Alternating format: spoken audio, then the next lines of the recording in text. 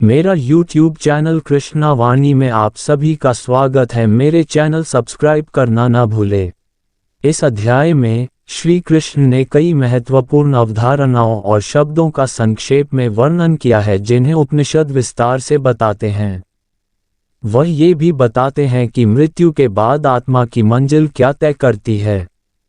उनका कहना है कि यदि हम मृत्यु के समय भगवान को याद करें तो हम उन्हें अवश्य प्राप्त कर सकते हैं। इसलिए हमें अपने दैनिक कार्य करने के साथ साथ सदैव ईश्वर चिंतन का अभ्यास भी करना चाहिए। हम उनके गुणों, विशेषताओं, सद्गुणों आदि के बारे में सोचकर ऐसा कर सकते हैं। भगवान के नाम का जाप करके उनका लगातार योग ध्यान करना भी एक अच्छा अभ्यास है। अनन्य भक्ति के माध्यम से जब हमारा मन पूरी तरह से उसमें लीन हो जाता है तो हम भौतिक आयाम से आध्यात्मिक क्षेत्र तक ऊपर उठ जाएंगे। फिर श्री कृष्ण भौतिक क्षेत्र में विभिन्न निवासों और सृष्टि के चक्र के बारे में बात करते हैं। वह आगे बताते हैं कि कैसे प्राणियों की भीड़ इन निवासों पर प्रकट होती है और विघटन के समय सब कुछ वापस उनमें समाहित हो जाता है। हालांकि ईश्वर का दिव्य निवास सृजन और विनाश के इस चक्र से अछूता है।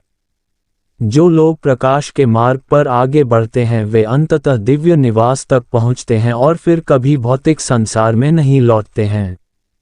जबकि वे गिरी हुई आत्माएं जो अंधकार के मार्ग पर चलती हैं, जन्म, बुढ़ापा, बीमारी और मृत्यु के चक्र में स्थानांतरित होती रहती हैं। अर्जुन ने कहा, हे परम भगवान, ब्रह्म पूर्ण वास्तविकता क्या है? अध्यात्म व्यक्तिगत आत्मा क्या है और कर्म क्या है? अधिभूत किसे कहा जाता है और अधिदैव किसे कहा जाता है? शरीर में अधियज्ञ कौन है और वह अधियज्ञ कैसे है? हे कृष्ण, स्थिर मन वाले लोग मृत्यु के समय आपको कैसे पहचानेंगे? भगवान ने कहा, सर्वोच्च अविनाशी इकाई को ब्रह्म कहा जाता है। स्वयं का स्वरूप ही अध्यात्म कहलाता है। जीवित प्राणियों के भौतिक व्यक्तित्व और उसके विकास से संबंधित कार्यों को कर्म या सकौम गतिविधियां कहा जाता है। हे देहधारी सर्वश्रेष्ठ आत्माओं, वह भौतिक अभिव्यक्ति जो निरंतर बदलती रहती है, अधिभूत कहलाती है। ईश्वर का सार्वभौमिक रूप जो इस सृष्टि में दिव्य देवताओं का स्वामी है, अधिदैव कहलाता है। मैं जो प्रत्येक जीवित प्राणी के हृदय में निवास करता हूँ, अधियज्ञ या सभी यज्ञों का भगवान कहलाता हूँ। जो मृत्यु के समय मेरा स्मरण करते हुए शरीर त्यागते हैं वे मेरे पास आते हैं। इस बात में निःसंदेह कोई संदेह नहीं है।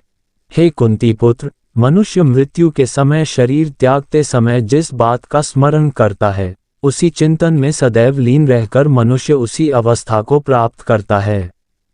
इसलिए सदैव मुझे याद करो और युद्ध करने का कर्तव्य भी करो। मन और बुद्धि को मुझ में समर्पित करके तुम मुझे अवश्य प्राप्त करोगे, इसमें कोई संदेह नहीं है।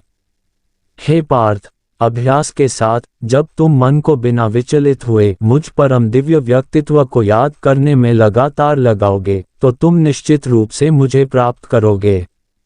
ईश्वर सर्वज्ञ, सबसे प्राचीन, नियंता, सूक्ष्म से भी सूक्ष्म, सबका आश्रय और अचिंत्य दिव्य स्वरूप का स्वामी है।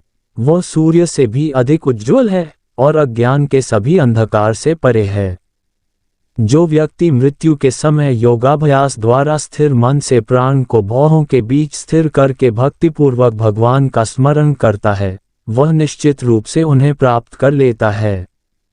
वेदों के विद्वान उन्हें अविनाशी बताते हैं। महान तपस्वी ब्रह्मचर्य व्रत का पालन करते हैं और उनमें प्रवेश करने के लिए सांसारिक सुखों का त्याग करते हैं। अब मैं तुम्हें उस लक्ष्य तक पहुंचने का मार्ग संक्षेप में बताऊंगा। शरीर के सभी द्वारों को रोककर और मन को हृदय क्षेत्र में स्थिर करके और फिर प्राण श्वास को सिर की ओर खींचकर व्यक्ति को दृढ़ योग एकाग्रता में स्थापित होना चाहिए। जो व्यक्ति मुझ परम पुरुष का स्मरण करते हुए और ओम शब्द का जाप करते हुए शरीर त्यागता है, उसे परम लक्ष्य की प्राप्ति होती है। हे पार्थ, जो योगी सदैव अनन्य भक्ति से मेरा चिंतन करते हैं, वे मुझ में निरंतर तल्लीन रहने के कारण मुझे आसानी से प्राप्त हो जाते हैं। मुझे प्राप्त करने के बाद महान आत्माओं को इस संसार में, जो कि क्षणभंगुर और दुख से भरा है, पुनर्जन्म के अधीन नहीं है, क्योंकि उन्होंने सर्वोच्च पूर्णता प्राप्त कर ली है। हे अर्जुन, इस भौतिक सृष्टि के सभी लोकों में ब्रह्मा के सर्वोच्च निवास तक तुम्हें पुनर्जन्म का सामना करना पड़ेगा। लेकिन हे कुंती के पुत्र, मेरे धाम को प्राप्त करने पर फिर कोई पुनर्जन्म नहीं होता है। ब्रह्मा कल्प का एक दिन 4 युगों महायुग के 1000 चक्रों तक चलता है और उसकी रात भी उतनी ही अवधि तक चलती है। जो बुद्धिमान इसे जानते हैं वे दिन और रात की वास्तविकता को समझते हैं। ब्रह्मा के दिन के आगमन पर सभी जीवित प्राणी अव्यक्त स्रोत से उत्पन्न होते हैं और उसकी रात ढलने पर सभी देहधारी प्राणी फिर से अपने अव्यक्त स्रोत में विलीन हो जाते हैं। ब्रह्मा के दिन के आगमन के साथ अनेक प्राणी बार बार जन्म लेते हैं और ब्रह्मांडीय रात के आगमन पर पुनः अवशोषित हो जाते हैं, ताकि अगले ब्रह्मांडीय दिन के आगमन पर स्वचालित रूप से फिर से प्रकट हो सकें। इस व्यक्त और अव्यक्त सृष्टि से परे एक और अव्यक्त शाश्वत आयाम है।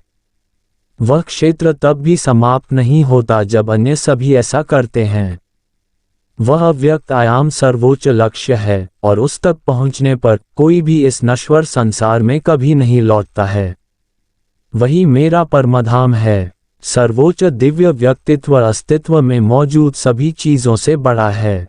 यद्यपि वह सर्वव्यापी है और सभी जीव उसमें स्थित हैं, फिर भी उसे केवल भक्ति के माध्यम से ही जाना जा सकता है। हे भरतश्रेष्ठ, अब मैं तुम्हें इस संसार से मुक्ति के विभिन्न मार्गों का वर्णन करूंगा, जिनमें से एक मुक्ति की ओर जाता है और दूसरा पुनर्जन्म की ओर जाता है। जो लोग परम ब्रह्म को जानते हैं और जो सूर्य के उत्तरायण के 6 महीने, चंद्रमा के शुक्ल पक्ष और दिन के उज्ज्वल भाग के दौरान इस दुनिया से प्रस्थान करते हैं, वे सर्वोच्च गंतव्य प्राप्त करते हैं। वैदिक अनुष्ठानों का अभ्यास करने वाले जो सूर्य के दक्षिणायन, चंद्रमा के अंधेरे पखवाड़े, धुएं के समय, रात के 6 महीनों के दौरान निधन हो जाते हैं, वे दिव्य निवास प्राप्त करते हैं। दिव्य सुखों का आनंद लेने के बाद वे फिर से पृथ्वी पर लौट आते हैं। ये 2 उज्ज्वल और अंधेरे रास्ते इस दुनिया में हमेशा मौजूद रहते हैं। प्रकाश का मार्ग मुक्ति की ओर ले जाता है और अंधकार का मार्ग पुनर्जन्म की ओर ले जाता है। हे पार्थ, जो योगी इन दोनों मार्गों का रहस्य जानते हैं, वे कभी मोहित नहीं होते। अतः सदैव योग में स्थित रहो। जो योगी इस रहस्य को जानते हैं, उन्हें वैदिक अनुष्ठानों, वेदों के अध्ययन, यज्ञ, तपस्या और दान के फल से कहीं अधिक योग्यता प्राप्त होती है। ऐसे योगी परमधाम पहुँचते हैं।